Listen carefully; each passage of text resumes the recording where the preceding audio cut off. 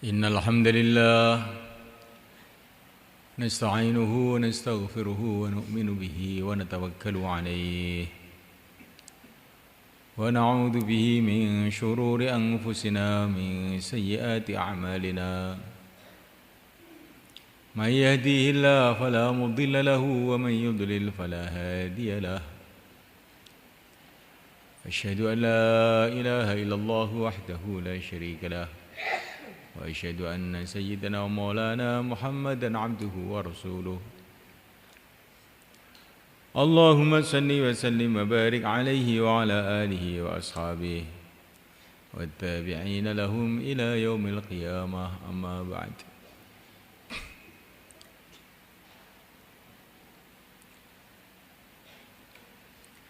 Hadirin yang dimuliakan,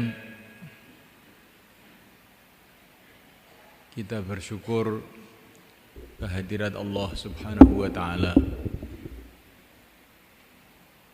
Allah Subhanahu wa taala telah menghadirkan kita dalam bulan suci, bulan Ramadan,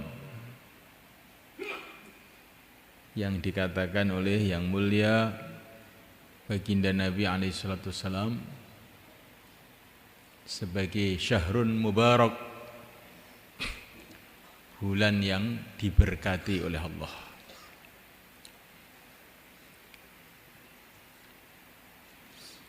Berkah itu apa? Berkah itu adalah kebaikan-kebaikan yang tidak disangka-sangka,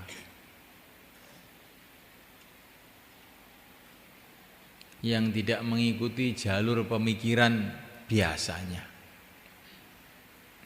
Barokah. Begitulah bulan Ramadan. Kalau zahirnya bulan Ramadan ini serupa saja dengan bulan-bulan yang lain, tapi dalam bulan Ramadan ini menurut sejarah telah datang macam-macam kebaikan kepada umat Islam. Bulan Ramadan ini adalah bulan hidayah. Banyak sekali Allah menurunkan hidayah dalam bulan Ramadan. Di antara barokahnya Ramadan, Fathu Makkah, penaklukan negeri Mekah, di mana orang-orang Mekah berbondong-bondong masuk Islam, yang akhirnya diikuti oleh seluruh orang Jazirah Arab, dan akhirnya tersebar agama kemana-mana seluruh dunia, terjadi pada bulan Ramadan.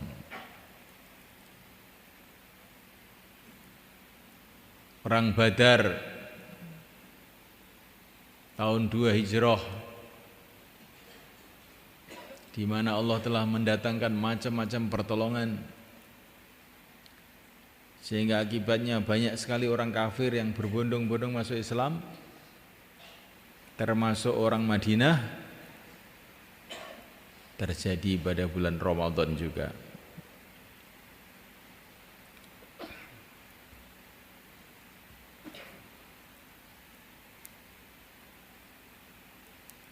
Turunnya Al-Quran yang merupakan sumber hidayah,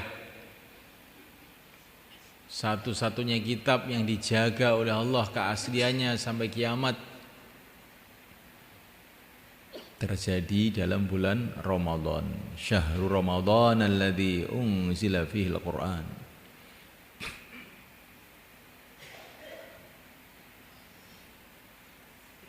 Banyak sekali pertolongan-pertolongan Allah datang kepada umat Islam pada bulan Ramadan.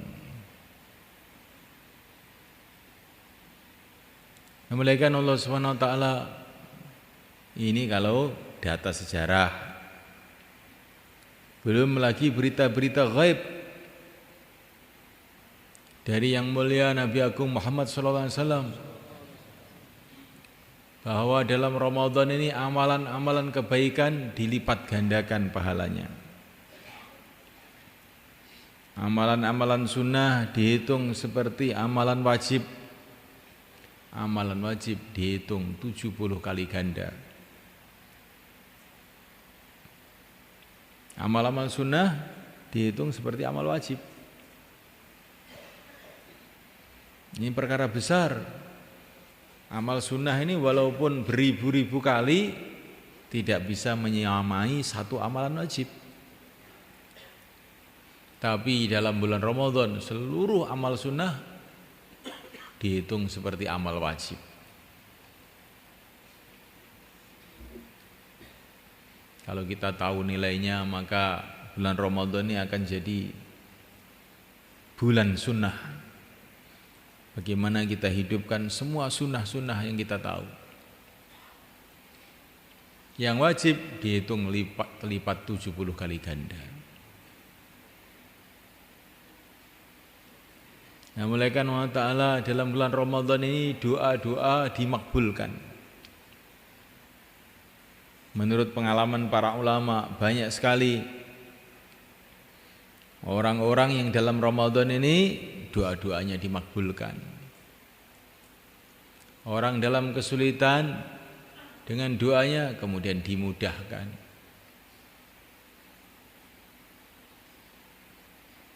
Nah, mulaikan Allah Ta'ala banyak orang dalam bulan Ramadan ini kemudian berubah kehidupannya. Sehingga asalnya orang-orang ahli maksiat menjadi orang-orang ahli taat. Orang-orang biasa telah menjadi wali-wali Allah. Barokahnya Ramadan. Maka saya mulaikan baginda Nabi SAW, ini orang yang sudah sibuk senantiasa setiap saat dalam amal. Tetapi kalau Ramadan dilipat-lipatkan lagi kesibukannya. Begitu juga para sahabat radhiyallahu ta'ala anhum ajma'in. Mereka ini sebelum Ramadan juga sudah sibuk. Tapi kalau Ramadan berlipat-lipat kesibukannya dalam kebaikan.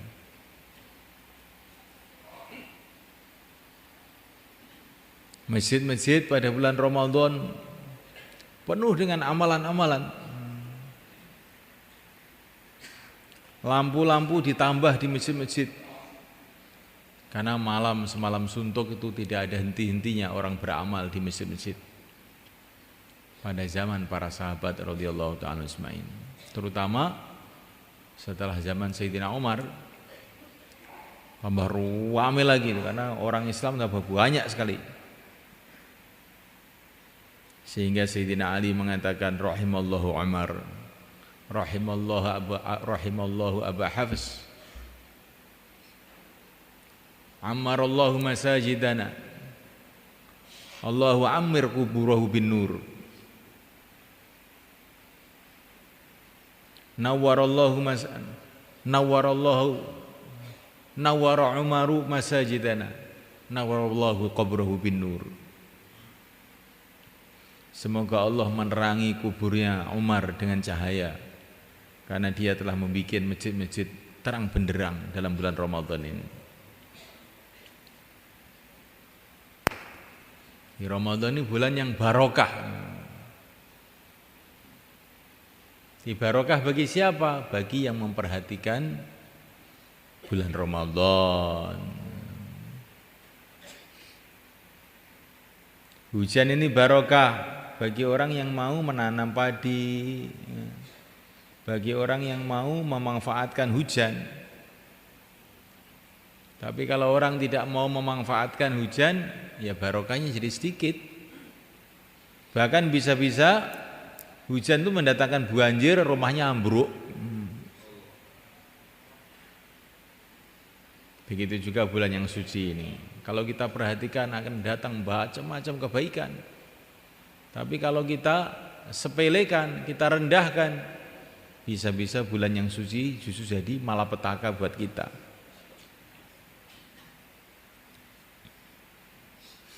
Maka bulan Ramadan ini bulan ibadah. Kita tingkatkan ibadah kita dengan puasa, dengan zikrullah, dengan baca Quran, dengan sholat taraweh. Minimal sholat tarawih itu 20 rakaat. Itu kesimpulannya para ulama-ulamanya sahabat, ulama yang paling alim di dunia ini. Jangan mau kalau ada orang minta korting. Kalau di toko minta korting, Pak. Kalau tarawih tidak ada korting, minimal 20. Insyaallah. Ini ada dalilnya, ini dalilnya. Saya tidak tahu dalil. Yang penting sahabat tuh alim-alimnya manusia ini tarawihnya 20. Sampai sekarang pun di Masjid Madinah 20, enggak ada yang berani ngerubah. Walaupun pemerintahannya sudah jungkir balik gar-karuan, tapi enggak berani ngerubah 20 itu. 20 sampai sekarang. Di Mekah juga 20 sampai sekarang, sudah 100, sudah 1400 tahun. Enggak ada yang berani ngerubah. Kalau ada orang-orang yang berani ngerubah itu orang-orang yang tidak berpikir panjang. Sahabat lebih tahu mengenai kesimpulan hadis-hadis, kesimpulan Al-Quran. Maka nanti malam tarawih semua 20, insyaallah. Para ulama-ulama yang sudah diakui kealimannya, Al-Imam Asy-Syafi'i, Al-Imam Malik, Al-Imam Abu Hanifah, Al-Imam Ahmad bin Hanbal, semua tokoh-tokoh ulama 20. Hanya orang Jawa saja kadang-kadang itu minta korting. Rumah saya yang pasar apa? Korting. Kalau bisa sekarang ini kita ini tarawihnya malah ditambah 100 rakaat, 200 rakaat sampai pagi. Ini Ramadan, bulan barokah, bulan panen. Insyaallah mulai kan? Ini bukan khilafiyah semula kan? Dakwah enggak boleh bicara khilafah. Ini bukan khilafiyah. Seluruh sahabat 20 itu bukan khilafiyah. Orang yang mengatakan ini khilafiyah enggak baca sejarah. Dulu zaman sahabat seluruh orang Islam 20. Ini bukan khilafiyah. Boleh aja ngomong begini nih. Yang bilang khilafiyah itu orang tidak tahu sejarah kehidupan umat Islam. Khilafiyah itu ngitungnya bukan sekarang, zaman dulu. Kalau sekarang ini khilafiyahnya banyak, ada yang sholat, ada yang enggak sholat. Ada yang subuh jam 5, ada yang jam 8. Nah, kalau khilafiyah ngikuti orang sekarang rusak jagatnya. Di khilafiyah itu melihat orang zaman dulu, zaman para sahabat dulu ketika orang itu masih bersih. Nanti disuruh bangun malam, khilafiyah Pak, ini khilafiyah, jangan bicara. Sebagian sholat, sebagian tidur. Nah, kita khilafiyah jangan kita bicarakan dalam dakwah. Loh, rusak ini nanti ya kajian. Jadi sudah mulaikan Allah Subhanahu wa taala. Ada perkara itu yang tidak boleh khilafiyat. Ada yang perkara itu boleh khilafiyat. Kalau orang-orang zaman dulu tidak khilafiyat, jangan sekarang kita jadi khilafiyat.